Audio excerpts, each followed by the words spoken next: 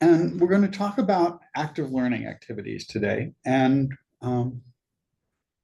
Jessica, hi. I just thought, wait, that's not Michael. The image changed all of a sudden.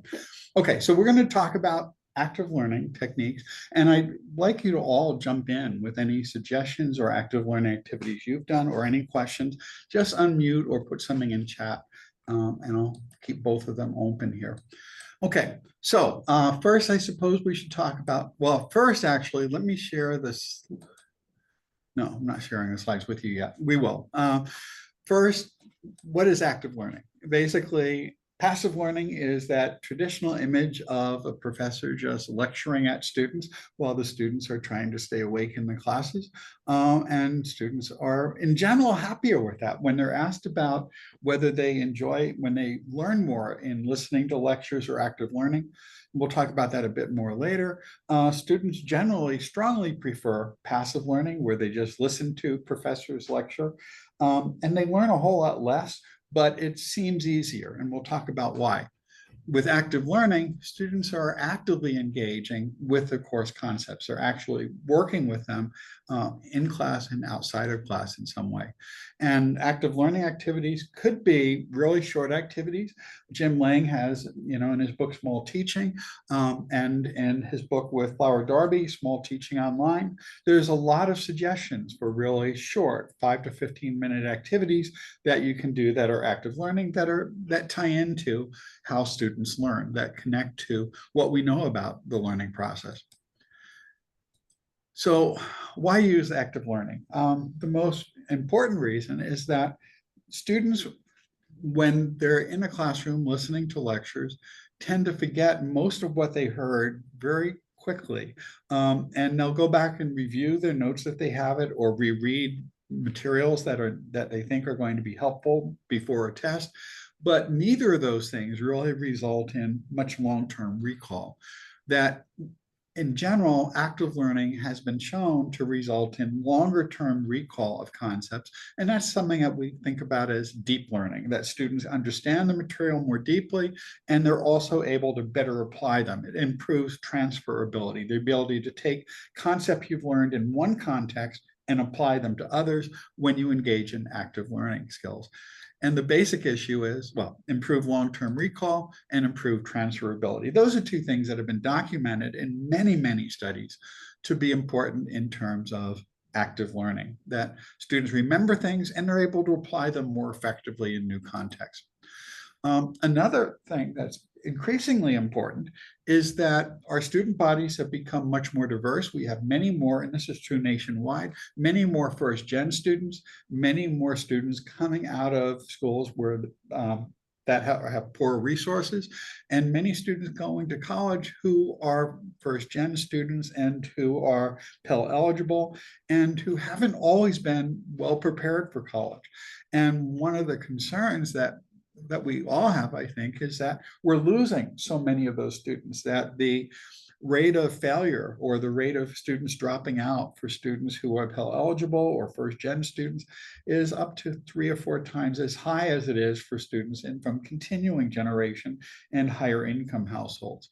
And one of the things that's been shown in hundreds of studies of active learning is that not only does active learning result in more learning, that not only do all students learn concepts better and are able to recall them for longer periods of time, but it disproportionately benefits students who are otherwise more likely to be struggling.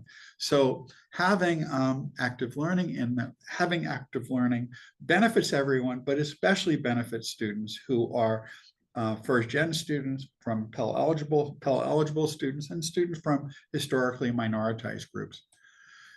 It also improves metacognition, because one of the things that happens is if you're sitting there listening to a lecture, if it's a really good lecturer, everything makes a lot of sense.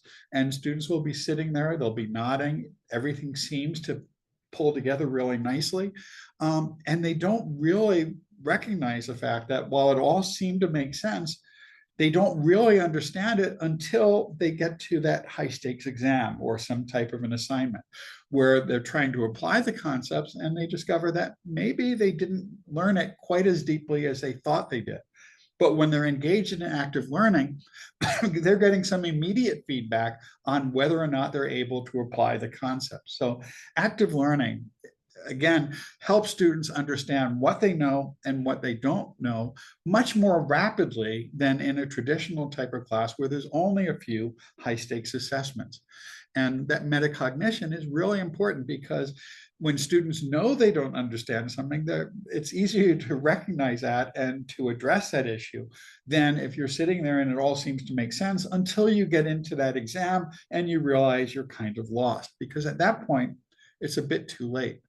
Or if you have a 20-page paper due and you're just trying to pull it all together one night, which is something I did far too often in grad school, or college and grad school for that matter. But improving metacognition also enhances learning, and there's a lot of work on that. And actually, you presented on that a little bit with a low stakes discussion forum to work on that last week. So if you are going to lecture, there are some ways of making lectures more in building more active learning into lectures by making them interactive. A simple approach is to use, and one of the simplest and very effective active learning techniques is a think, pair, share, where you give students something to think about, something to analyze, or a problem or an issue to address, have them think about it. And people often skip that think part and go immediately to the pairing, but it does really increase students' learning when they think about it individually first.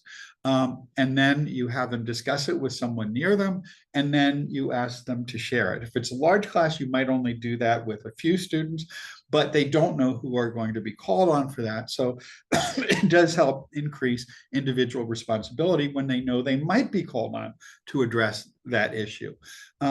One of the ways of doing that is using polling software. And that's something I've been doing for about 15 years, 16 years or so now, where a technique developed by Eric Mazur is to face students with a problem, which is somewhat challenging, where the answer is not immediately obvious. He gave an example, actually. He gave a presentation here about, probably 12 years ago or so. It was a while back, maybe 10 years ago. And what he did was a problem in physics that he gave to people was, imagine you have a plate of metal, let's say iron, or a steel plate, and it has its certain dimensions and it has a hole cut in it. And if you put it into the oven, what is going to happen to the size of the hole?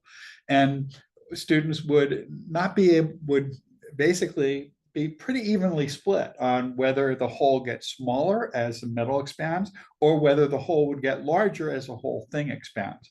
And it's an answer which is not immediately obvious. And so he had them think about it. Then he has them vote on it using polling software.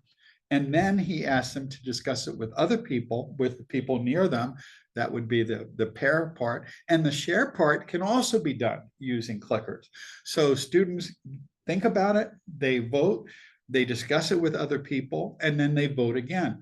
And what will happen pretty much all the time is that the second response will be better, or more students will get the correct response after they've had a chance to think about it, reflect on it, and to discuss it with other people. And in fact, when Eric Mazur gave that presentation, he set it up really nicely because he had the faculty there, a couple hundred faculty who were in the audience that time, and this was back in SNIG before we had the new science building. And what he did was he said, and notice how you were all actively engaged when you were doing that pair part, when you were talking to your peers, because all of a sudden the volume got really loud in the class when people were discussing it. And then, if he said, if I were to lecture about what happens to the hole in a plate of metal when you heat it up, to 500 degrees or 400 degrees or whatever, it would be about the most boring lecture you could imagine. And yet here you are actively discussing this, debating it, and trying to come up with the answer that you find is most appropriate. And which is correct. And you're applying these concepts. And that's why this technique works. It provokes curiosity. Once you've committed to an answer, you want to know if that answer is correct. And you're much more engaged in it because you have to think about it yourself. You can't just sit there and listen to someone else lecture about it. And then he went on to the next topic, and people got really angry, which was set up that way because they wanted to know what the answer really was, which is not something that typically happens in a class. Students aren't generally all that curious about what's going to happen in the scenarios that you devise. But this technique, they do want to know. They want to know if they were correct or not. And again, they're getting feedback immediately on whether they're able to analyze that correctly or not. And that's the basic technique that most people who are using iClicker on campus tend to do. That type of technique where you poll students, you can see what their responses are, and then you ask them to discuss it with people around them, and then you poll them again. And you can almost always see 99% of the time, there'll be a substantial increase in the proportion of people answering the problem correctly. That works really well in STEM fields, but in other fields, you could always ask students for their opinions. There doesn't have to be a correct answer. You could poll people to see what their initial thoughts are something, have them discuss it, go through some analysis, and then maybe have them vote again and talk about why their reactions changed and so on. A memory dump activity is another thing that you could do with an interactive lecture where you just pause during a class and you ask students to write down everything that they've just learned, just a summary, a paragraph or two of what they've just learned, and then to share that with the people around them. And if they have some things that they missed and vice versa, they can fill in some of the gaps. And that little bit of retrieval practice does increase the amount of learning. That the more you have students work to retrieve information and apply it, the more deeply they're going to learn it, the more they'll be able to recall that further into the future. It's a really simple activity, and you can vary these things up and use a mix of them, but that's a really nice activity. Collaborative note-taking is another possibility. I haven't used this, but I know many people who have, where you have students work on taking notes. If you have them working in groups, the group might have a Google document that they all contribute notes to, and they can fill in the blanks as they go. Or they could, again, keep their own notes and then share it, and then fill them out for anything that they may have missed. Another form of active learning is a flipped classroom approach, where instead of having students read outside of class, or at least ask them to read outside of class, and then you discover maybe they really haven't all done that reading outside of class, but you can basically ask them to read something or to watch some videos. A common approach is for the instructor to put some videos together or to share videos that other people have put together, and then give students some type of pre-class quiz on it before they come to class. And then in class, it might involve more extensive use of polling, but it could also be other types of problems. You could have them work on projects. You could have them work on, give them some type of a challenge where they have to come up with a solution to something, working in small groups. But basically what happens is you have them work on activities in class. They could be group assignments, they could be individual ones, or they could be a mix of those things that build on what they did outside of class, where you, and if you have a really large class, if you have any teaching assistants, can go around and work with the students and assist them when they need it.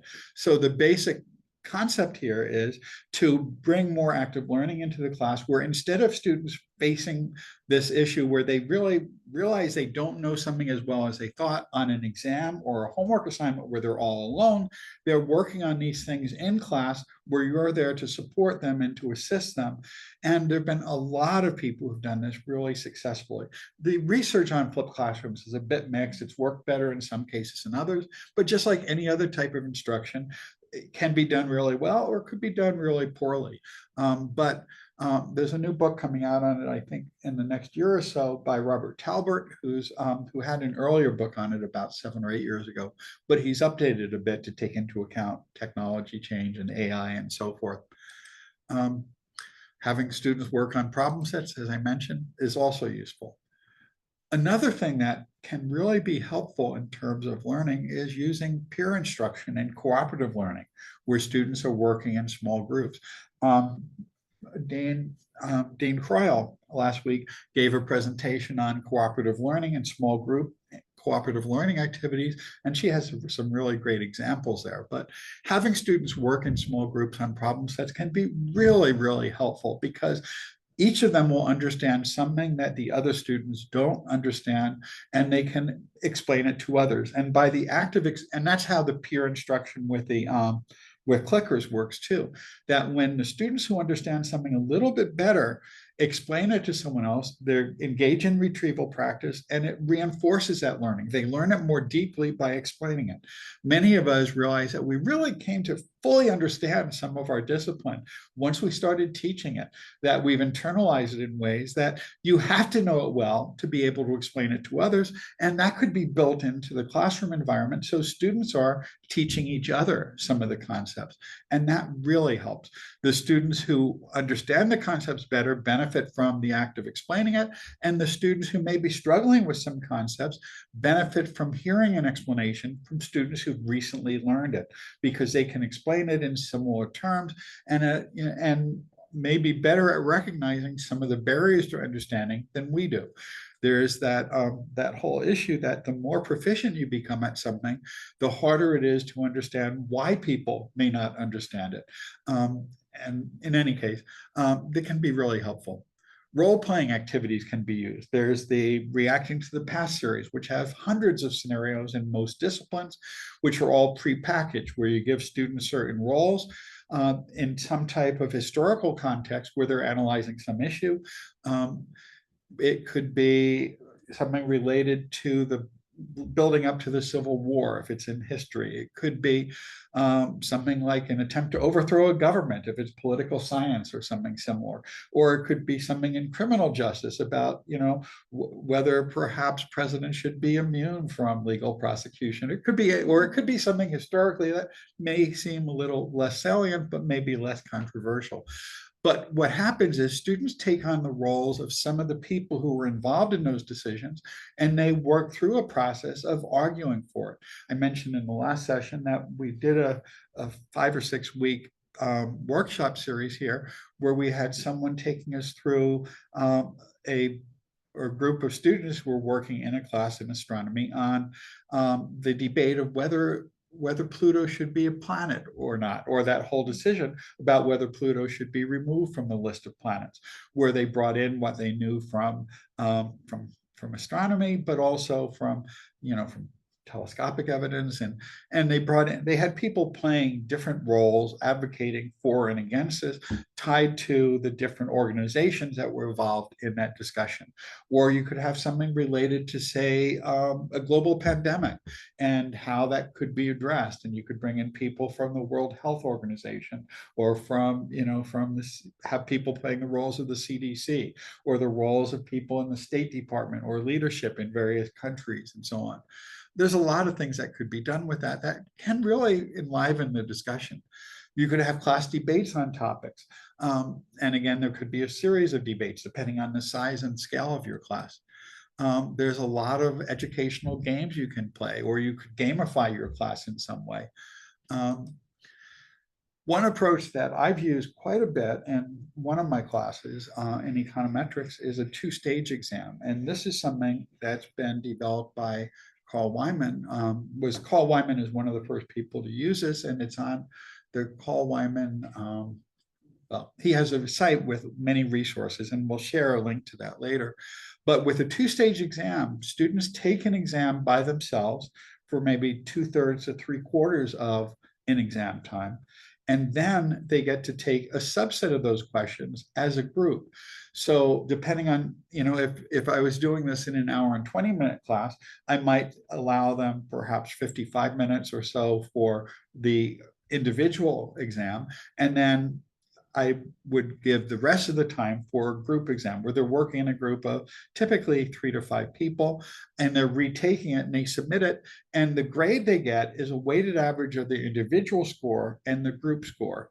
And what happens with that is, well, the way I did it, actually, because I was teaching this class in a 50-minute time period, I couldn't really fit it all in one, is I had students take the exam in one class period, and the next class period, instead of going back and going over the exam with them, which was always a really frustrating experience because the students who did well would just say, okay, I did well, I'm happy with that. The students who did poorly would just get really dejected and not pay that much attention to, what they got wrong.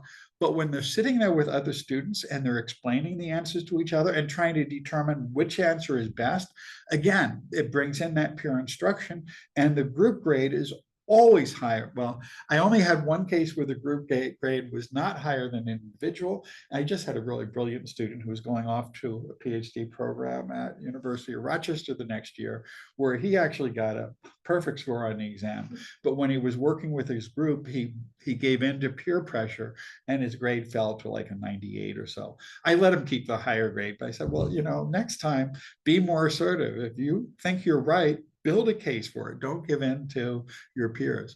But it was such a different environment. In fact, Rebecca Mustere was the associate director here. I was wandering around and I took a short video clip of the students talking to each other, and they were laughing and joking and explaining things, and every now and then they'd hit their head or something like that, when they recognized what they missed.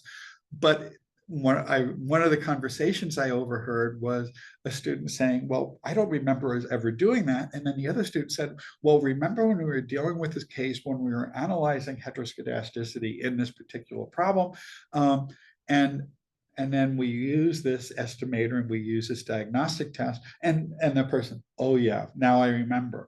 But they were all actively engaged in processing that, and they did so much better, and they really enjoyed it.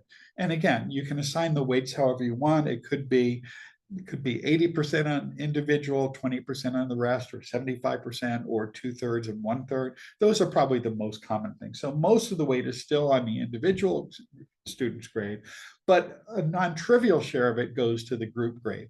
And I found that to be so much more productive than just working through the exam in class for the whole group in the next class. So I've switched to more small group project and more individual project. So I haven't done that the last couple of years, but it worked really well when I've done that. Collaborative projects are a really good type of active learning techniques. Project-based learning, where students are given some type of task that brings together a lot of the skills they've learned in past classes, not just necessarily in your discipline, but in others. And there's a lot of community-based learning that can be done. And we've had a lot of good cases here on campus. We've had people work in coming up with alternative business strategies for local businesses, or marketing plans or whatever from a marketing class. Or we've had people go out and work to help with fundraising drives for nonprofits, where they again did advertising, where they did campaigns. We had the Vote As We Go project that Allison Rank has been doing for several years now to encourage more students to engage in the political process. There's a lot of things you can do with that. We had a presentation here a few years ago where someone was building a playground in their school as a class project. But in any case, that could be really useful. Open pedagogy projects are ones where students are not just passive consumers of knowledge, but they're actively producing something. They're creating knowledge and sharing knowledge. And there's a lot of those possible things. We've talked about that in fact, we talked about that a little bit in a prior session, but it could be they're collecting things. Jessamine Newhouse just did one where last year, where she had students in Plattsburgh go out and take photographs of older houses and write something about the history of those and how some of them fit into the Underground Railroad and other things. The Fashion Institute of Technology has an open fashion archive where every year students go out and find examples of different genres of fashion or different historical periods or different designers. And they have collections of the work from those people with annotations describing how they fit into that project. There's a lot of things you can do with that. There have been a lot of history classes that have done things where they do local history projects. And again, posted online. And the advantage of this is that students are creating something that's going to outlive the class. They're creating something that goes beyond just something that's turned in and never seen again. So they're creating something that's out there on the web. And, you know, if it's a project which is sustainable, it could be out there for a long period of time. I've had students create video projects illustrating economic concepts, and I gave them a lot of discretion. Some of them would do documentaries, some of them would do scenarios where they were doing role playing, and some of them were just doing other types of analysis where they were doing like a PowerPoint thing and narrating it. You could have them write books, you could have them write blogs, you could have students do any type of writing related to your discipline that they're sharing publicly. You could also have them doing podcasts, for example, or oral histories or something similar. And of course, student presentations, which could be in the form of poster sessions. So this overlaps something we just did in the last session a little bit, but these are common types of projects that could be used for active learning. And here is a URL. I'm going to grab that and post it in the chat too. I think I'm going to do that. Where is the... Oh, come on, did I not? Apparently I did not. I did not. It is checkable. Okay, let me get it now. I'm going to grab that link and post it in the chat. And here, there are so many types of open pedagogy projects out there. And I'm going to try opening the chat again. Here we go. And if you want to open that, I'll share it. But this is probably one of the most useful resources out there because it has a lot of good examples of active learning techniques. And it asks you to make a copy. And this way you could add your own stuff to it. So you're not just viewing the slides I put together. So I'm going to make that copy. There we go. And did that go to the wrong slide? Did that not go to the resources? Okay, well, something is wrong. Let me share this link to this directly. I am going to, one more time here, sorry. I'm going to share this. And now I'm running into the same thing where my screen is getting cluttered. Sorry.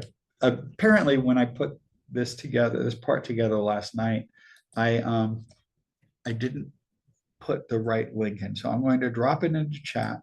And this time it should work. Control V is not working. Okay, one more time. I've been having a problem today. Share, copy the link, and Control V. Okay, I'm going to make one little change on it though. So instead of being linked to this one, you're linked to a copy of it. Okay. Okay. Now I'll just give you the direct link. There we go. Never mind. Okay. So, and I'll paste it. Let me go up here to see the resource. And I just want to show you some of the things in here. And I'd like to give some time for everyone to, I said I was going to give everyone a chance to talk a bit about this or what they've done.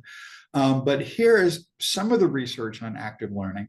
And there's a lot of studies. These are just some of the ones that I've run across. Many of these are meta-analyses where they found that active learning generally works. And a lot of it is focused on how it's worked to reduce some of those equity gaps. They used to be called achievement gaps. Now they're more likely to be called equity gaps so that it doesn't place the blame on the students for the fact that they ended up coming from a school which did not prepare them as well for college. And here's some really great resources for collecting active learning. And I said you could write a book on this, and here are several books. One of the Teaching at Its Best, it has a lot of really good examples of this. The book by Clara Major and Mark Harris and Todd Zakryzak, Teaching for Learning. The title is 101 Intentionally Designed Educational Activities. It's not very expensive, but it actually is not 101. That was the original title of the first edition.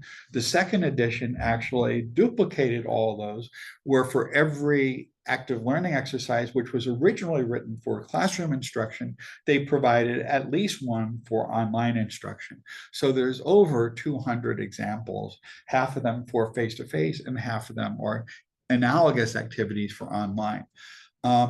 And Cornell has a great page on active learning activities with lots of good examples. And this book is superb, Student Engagement Techniques, by Elizabeth Barkley and Claire Major. There's a lot of really great active learning activities. One of my favorites, though, just, if you want to look for some really great resources, is this work last week. It really, okay. So let me just search for this. It is the K. Patricia Cross Academy. Yeah, because I've used it a lot. Here it is. Oh, dot. Right. Well, yeah, but that link worked earlier. They must have changed the URL. And maybe it moved to the University of Alabama. It may have had its own domain. That, yeah. I think it had its own domain before, Yeah. so I'll have to update that. But let me drop that into the chat, because if there's one resource to take away in terms of active learning resources, this is one I'd really, oh, damn it. I put the wrong link in. Let's go back. Oh, here we go. Let me try that one more time. Let me grab this. I haven't been getting too much sleep. Let me try this again. Here we go. There we go. This will take you there. And this was put together by Clara Major and by the other person, whose name is escaping me. She's one of the co-authors. Well, she's a co-author with her on that book on student engagement. But what's really nice here is they have active learning techniques broken down in a whole variety of ways. So if we go to the video library, there we go. Here's a whole series of techniques. Digital storytelling, the 3-2-1 techniques, where students are asked, this is a classroom assessment technique at the end of class or at some point. They're asked for Elizabeth Barkley and Claire Major. I know Clara much better because she's been on our podcast 3 or 4 times. Elizabeth Barkley never has. But 3-2-1 techniques, the students are asked to write down 3 things they learned, 2 things they found interesting, and 1 question they still have. It's one of those CATs, the classroom assessment techniques. Here's a journal, which has lots of things in there. There's a jigsaw, talks about how to use a jigsaw activity, a group grid activity, analytic teams, 3-minute messages, paper seminars, team Jeopardy, quick writes, active reading exercise, factor opinion, and that's just one page of at least 5 of them. But the nice thing about this is, I guess it is 5 pages. So you've got sentence stem predictions, briefing papers. But if you go up to the Cross Currents library, I believe, what you can do is you can, oh, well, here, I'm sorry.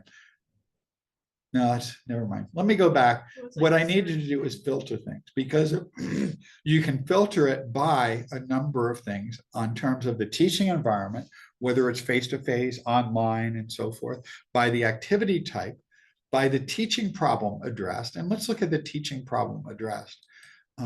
Because here, the teaching problem addressed could be academic integrity issues, cheating, insufficient class preparation, lack of participation, low motivation or engagement, poor attention, listening skills, poor note taking, and surface learning rather than deep learning. So is there any one of these you'd like to pick? And the numbers are the number of activities that align to it.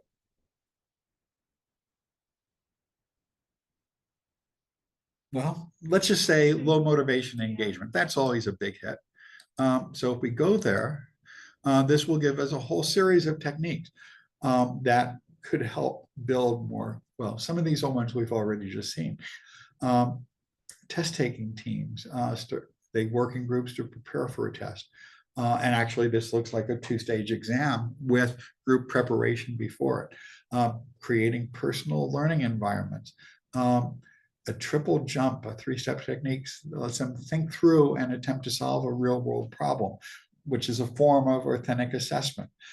Case studies, for example, and I had interviews and a whole host of other things.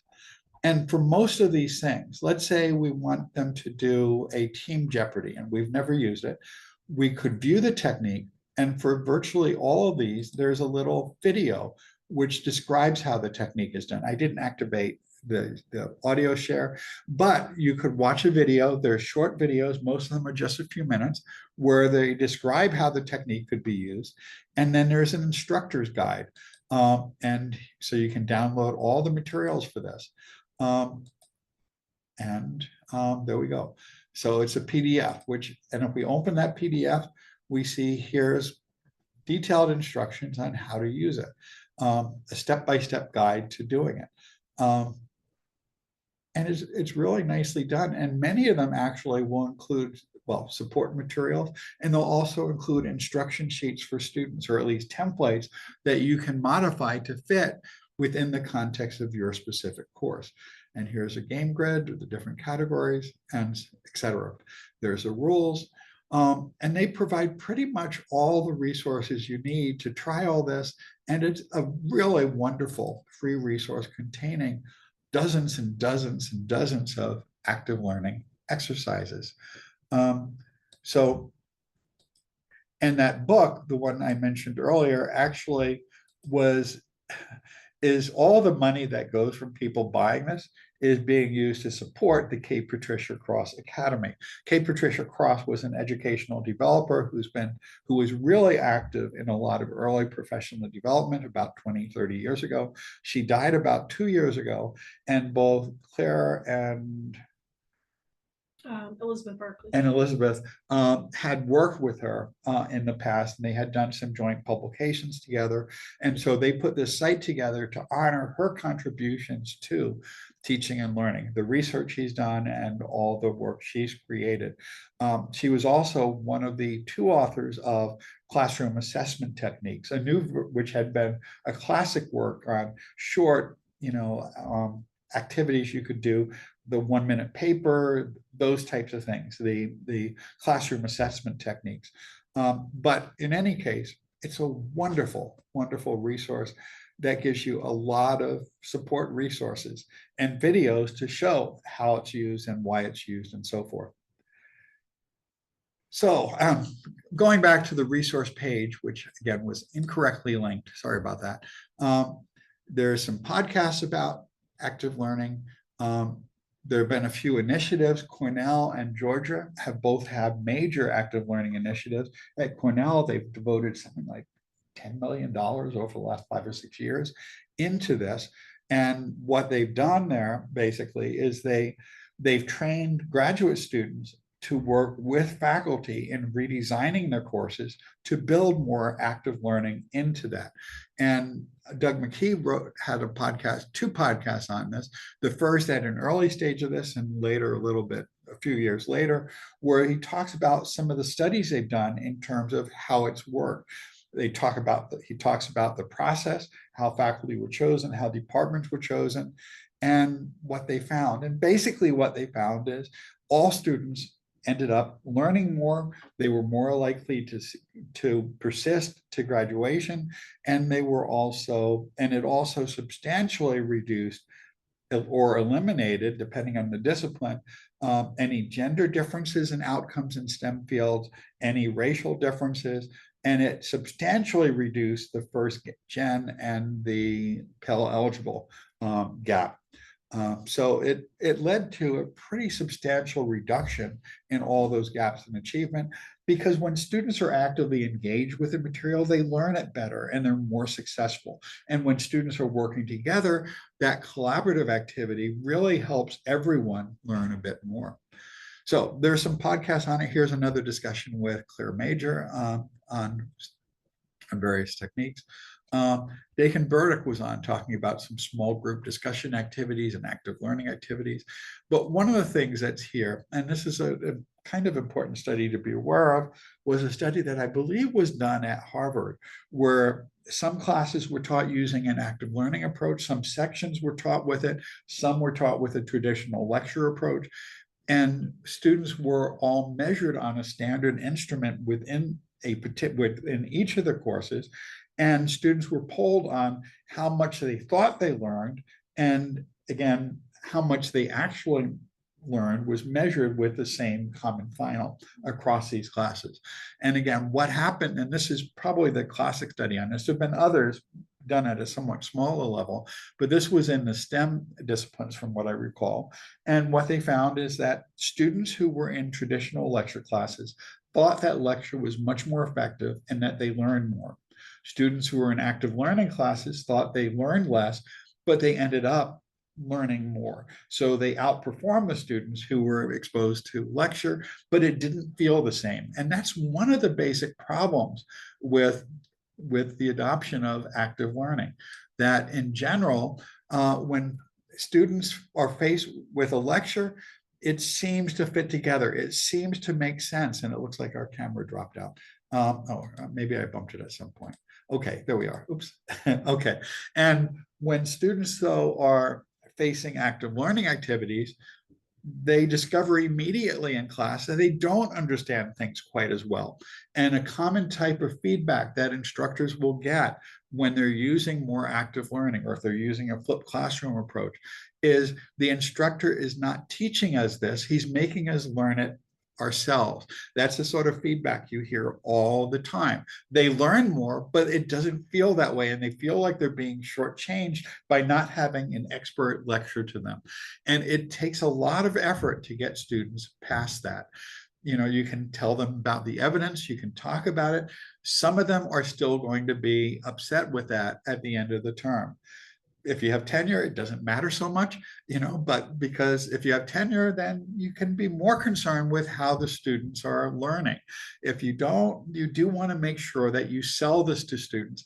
And you might be able to demonstrate this in some ways. You might have them listen to a lecture and do an assignment versus another time where they're actually working with it and then they're tested on it later. And then you can have them reflect on which they learn more from, whether they learn more, or have them watch a video and then take a quiz on something versus having them work on a project where they're applying it and then give them a quiz on something similar and let them reflect on where they actually ended up being able to do better with those questions.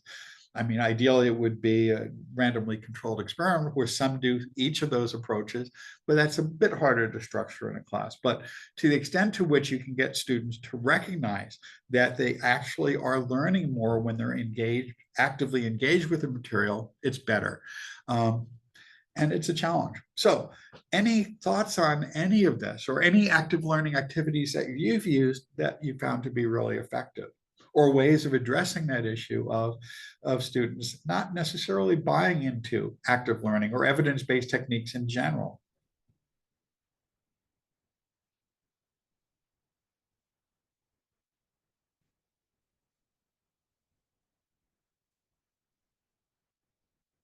I have an idea that I'm potentially gonna, or I'm inclined to do for this upcoming spring for the class is called Sociology of Religion, so it's gonna be like heavily discussion based, and um, rather than and like sort of just rely on class participation via discussion, I'm actually gonna make a more of an effort to have in-class writing, which is something I've done in the past. So in terms of like um I'm not sure where it falls exactly on all the sort of different methods you gave us, but having like a participation journal that they do every single time they're in class and they submit it maybe like 5 or 6 times over the course of the semester, and then having to write in at the beginning of class, here is what I took away from the reading. I'll have guided questions for them.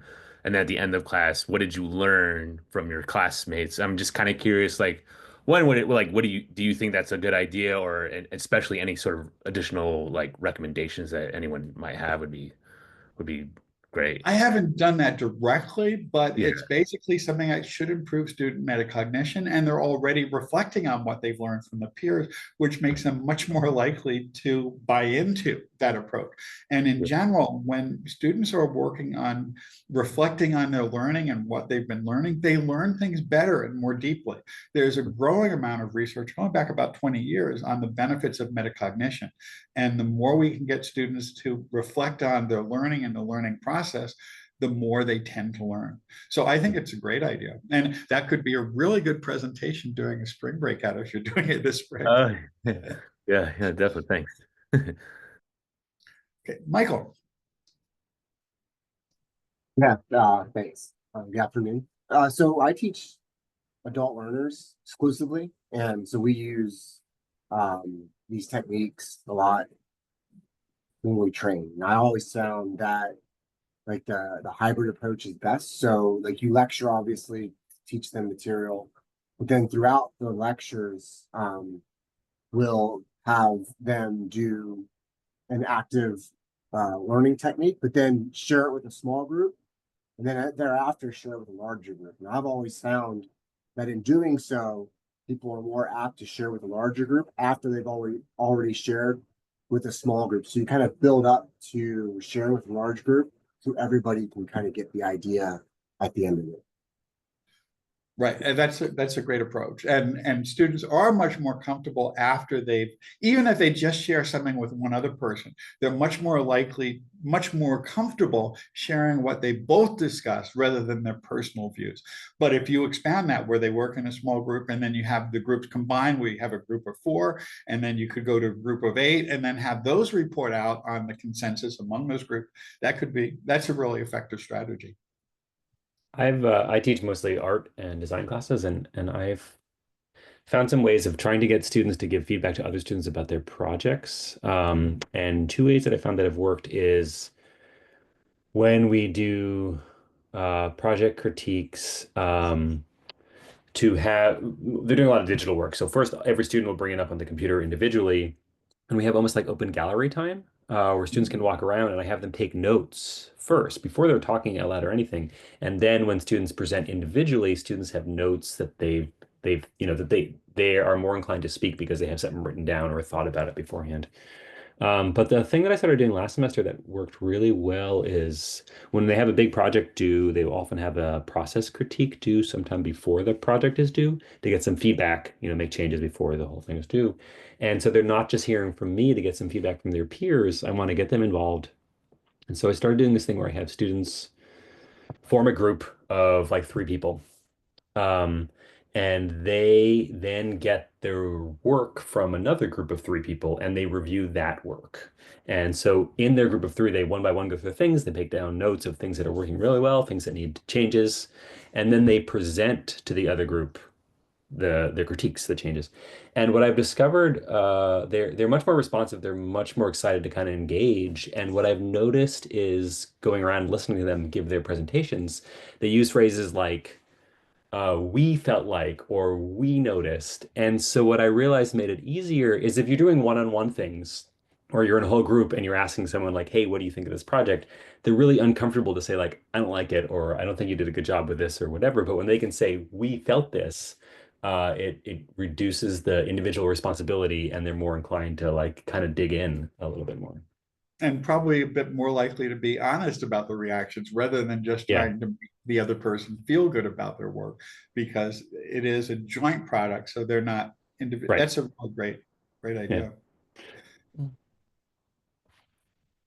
And I've done something similar. I have students work on a book project many years in a capstone course, and they work in typically groups of 3, and then they provide at a few stages in the process feedback. Each group provides feedback on 3 other chapters. So they're again doing some group feedback on the work of the other groups, and it works really well. Especially because they're really mostly getting graded on whether they put in a reasonable attempt at it, and they're getting graded for the quality of the feedback they're providing. And then again, based on, it's really low stakes work, but as long as they submit something and they're making progress, they're getting a little bit of a grade accumulating. And then it results in a higher quality product at the end, so that they recognize the value of that peer feedback because they can see how it's worked in improving. I also have students reflect on the quality in class, on the quality of the feedback they receive, at least after the initial round, where they'll talk about how some of the feedback was really helpful, especially these types, but others weren't as helpful. Typically students will say, well, the comments about the grammar or the sentence structure really didn't help us improve that much. We could have used Grammarly, or this was before AI, but that there's other ways where they could have gotten that type of feedback. They were more interested in the clarity of the ideas or areas that they omitted that they could have put more effort into, and so forth. And that also improved the quality of the feedback in the next round too. So yeah, getting group feedback would be really helpful, and not making it tied to individuals evaluating the quality of other individuals' work, because that tends to result in either students are just really mean and giving everyone really crappy reviews, or more typically, they'll talk about how, well, this is pretty good. It could perhaps be improved a bit in these ways, but, it tends to be a much more honest critique when there's a group, or at least that's been what I've seen typically. But it takes away that personal issue from it, and it makes it a group response, which I think is a really good strategy. Anything else? Any other active learning techniques?